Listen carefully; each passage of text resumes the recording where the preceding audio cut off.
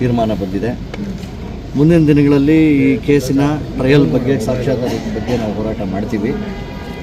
ಆದರೆ ನಾವು ನ್ಯಾಯಾಂಗ ವ್ಯವಸ್ಥೆಗೆ ಧನ್ಯವಾದಗಳನ್ನ ಹೇಳ್ತಾ, ಕೊನೆಯದಾಗಿ ಅವ್ರಿಗೆ ಒಂದು ಬೇಲನ್ನು ಕೊಟ್ಟಿದ್ದು, ಅವ್ರನ್ನ ಮುಕ್ತವಾಗಿ ಬಿಟ್ಟಿದ್ದು ಒಂದು ದೊಡ್ಡ ಹೋರಾಟನೇ ಆಯಿತು.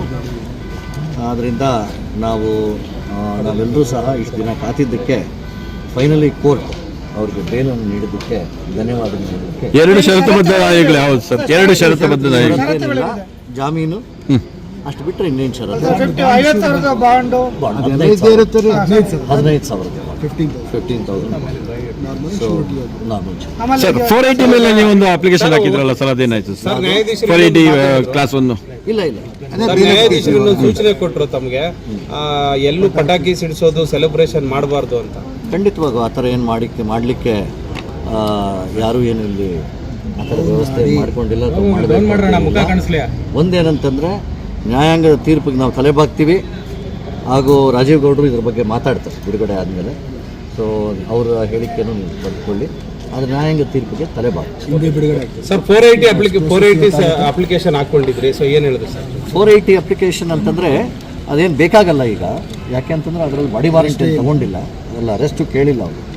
ಆದ್ದರಿಂದ ಈ ಹಂತದಲ್ಲಿ ಅದು ಬೇಕಾಗಲ್ಲ. ವಕೀಲರು ಏನು ಸರ್ ಅದು 480 ಮೇಲೆ ಅಪ್ಲಿಕೇಶನ್ ಹಾಕಿದ್ದು ತಾವು? 480 ಅಂತಂದರೆ ಇನ್ನೊಂದು ಕೇಸ್ ಇತ್ತಲ್ಲ, ಇವರು ಜನತಾದಳ ಹಾಕಿ ಅದು ಅಡ್ವಾನ್ಸ್ಮೆಂಟ್ ಮಾಡಬೇಕಂತ. ಬಟ್ ಪೊಲೀಸವರು ಅದನ್ನೇನು ಬಂಧನ ಮಾಡಬೇಕು ಅಂತ ಅವ್ರೇನು ಅಪ್ಲಿಕೇಶನ್ ಹಾಕಿಲ್ಲ. ಅದರಿಂದ ಅದರ ಅವಶ್ಯಕತೆ ಇಲ್ಲ. Thank you sir. ನಿಮಗೂ ಥ್ಯಾಂಕ್ಸ್ ಅಪ್ಪ.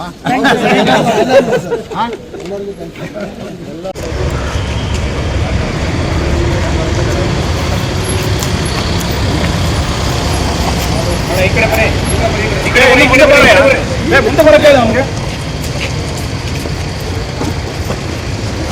ಸಮಸ್ಯೆ